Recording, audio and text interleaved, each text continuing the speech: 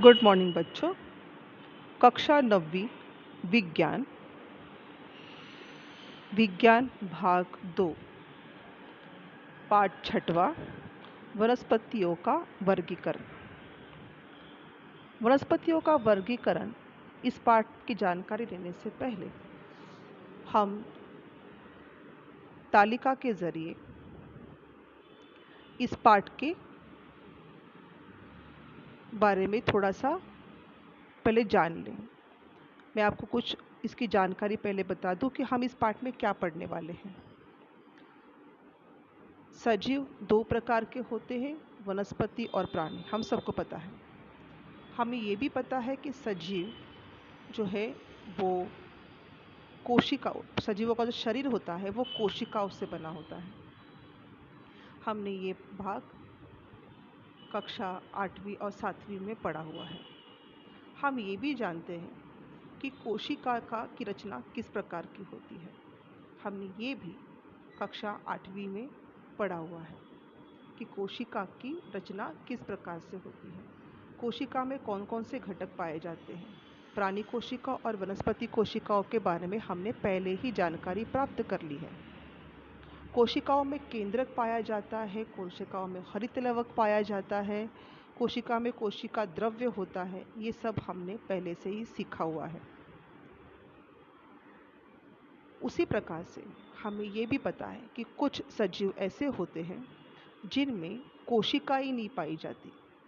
तो अब यहाँ पर सजीवों के दोबारा दो प्रकार पड़ते हैं।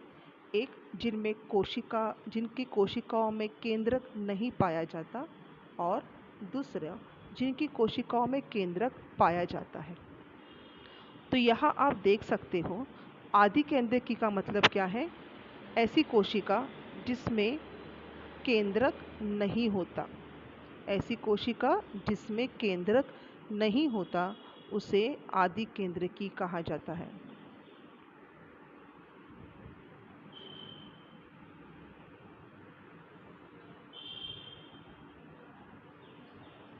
आदि केंद्रकी में केंद्रक नहीं पाया जाता। उदाहरण है उसका मोनेरा। इसके बारे में हम आगे जाके अच्छे से जानकारी लेंगे।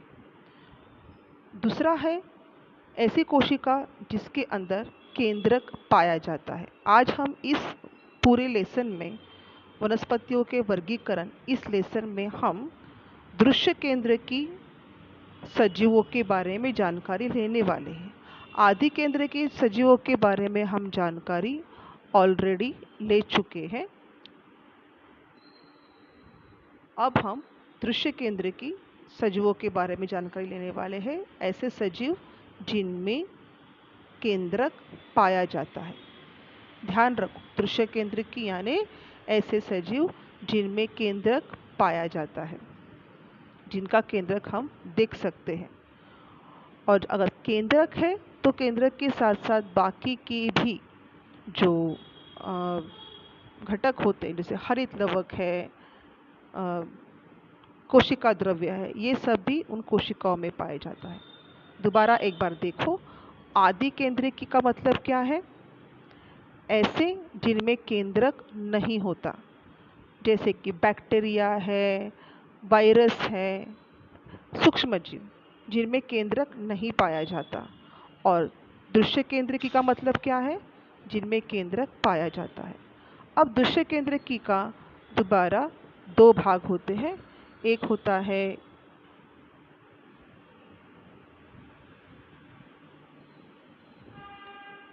है एक कोशिकीय और दूसरा होता है बहुकोशिकीय। दृश्य केंद्रकी यानी जिनमें केंद्रक पाया जाता है दो प्रकार के होते हैं, एक कोशिकीय और बहुकोशिकीय। अब एक कोशिकीय किसको कहते हैं, जिनमें केवल एक कोशिका पाई जाती है। और विज्ञान की भाषा में ऐसे सजीवों को कहते हैं प्रोटिस्टा। क्या कहते हैं, प्रोटिस्टा। इनके बारे में हम आगे जाके जानकारी लेने वाले हैं।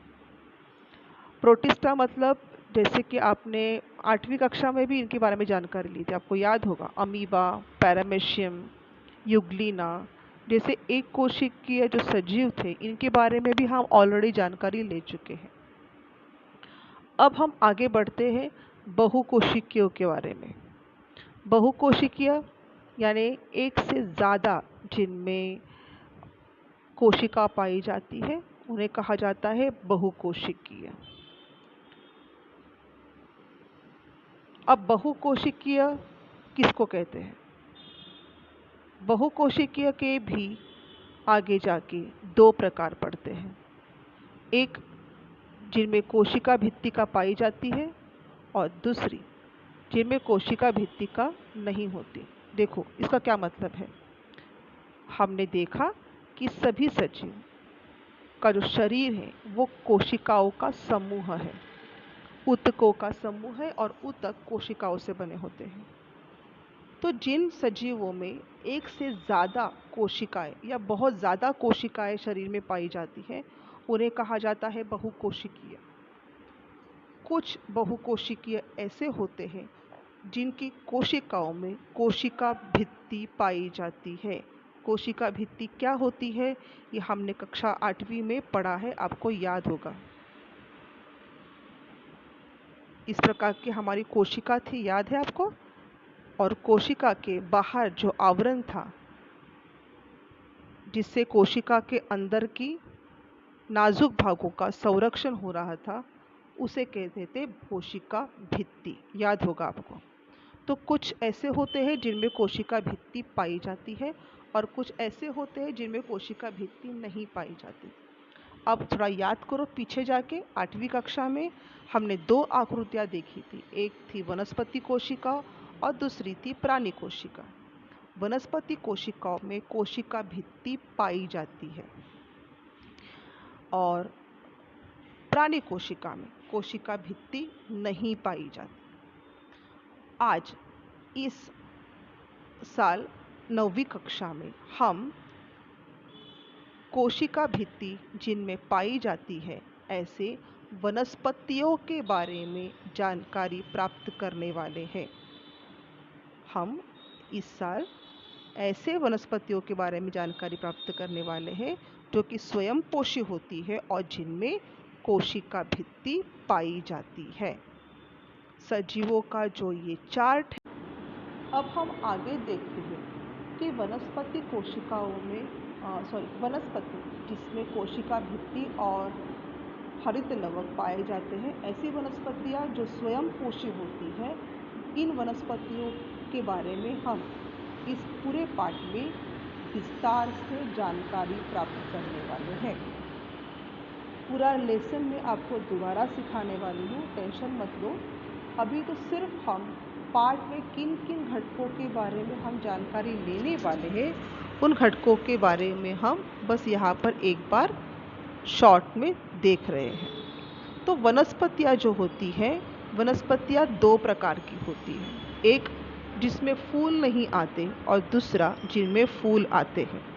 जिनमें फूल नहीं आते उन्हें अपुष्प वनस्पतियाँ कहा जाता है और जिनमें फूल आते हैं उन्हें सपुष्प वनस्पतियाँ कहा जाता है।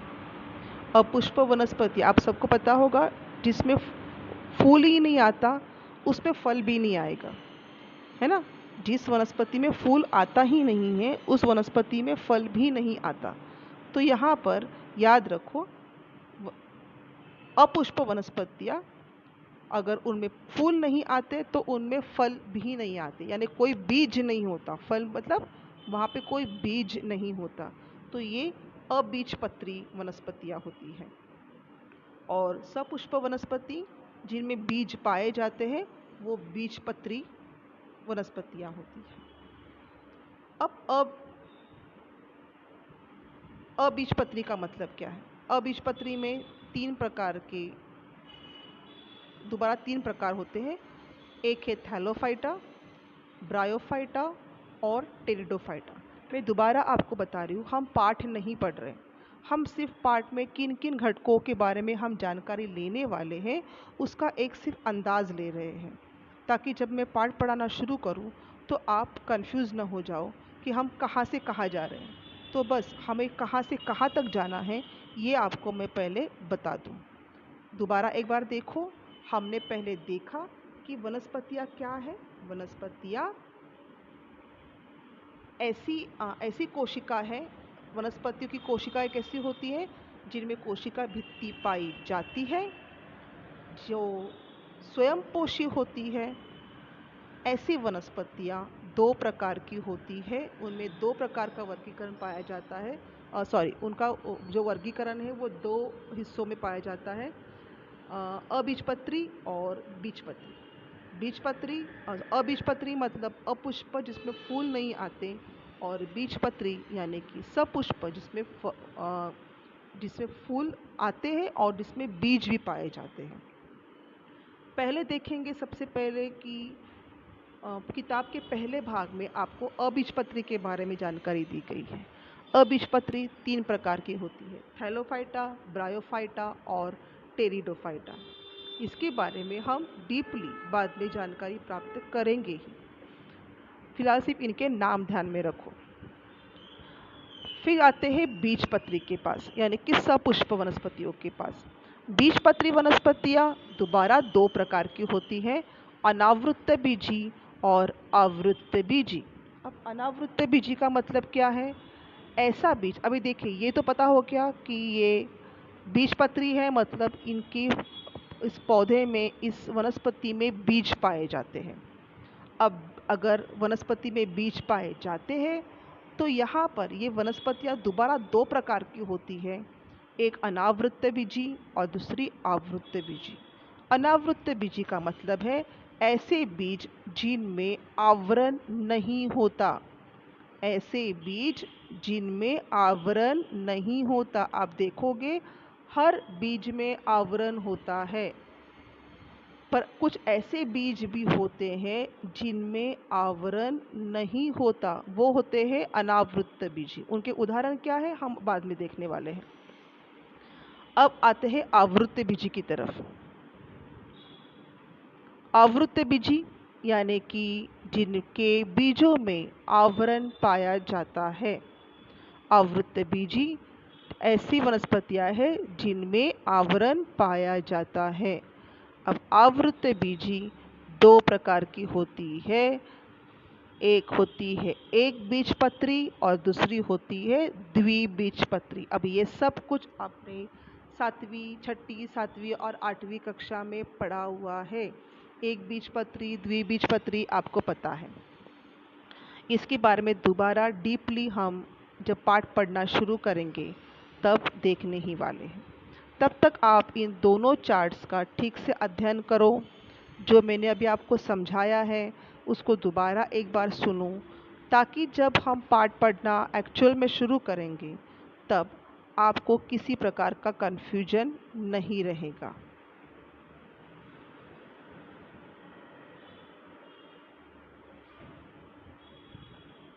ये सब आपने अपनी कॉपी में लिख के लेना है। साइंस 1 की तो आपने एक कॉपी बनाई है, उसी प्रकार से साइंस 2 की भी आपको दूसरी कॉपी बनानी है। दो अलग अलग कॉपियाँ रहेंगी। धन्यवाद।